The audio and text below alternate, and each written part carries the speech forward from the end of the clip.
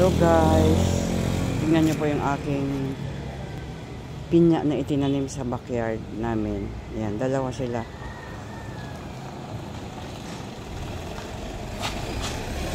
Yung isa wala pang bunga, mas late ko kasi itong itinanim. Ito ang kanyang puno. Yan, healthy naman siya pero hindi pa siya nagbubunga. Yan, ito naman yung isa, nagbunga na siya.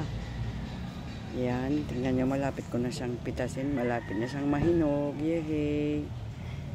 Ito pong mga tinanim ko na ito ay pinagpuputulan lang ng mga pinya na binibili. Mahilig kasi ako magtanim. Yan, sa backyard po ito. Yan po, diba? Wow!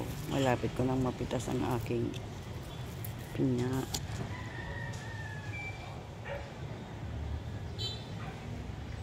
Maraming salamat Lord sa aking pinya. Diba malaki siya, oh, Hawaiian ang aking pinya.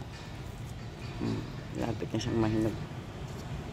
Isang nga lang siya kasi 2 puno lang to. Yan.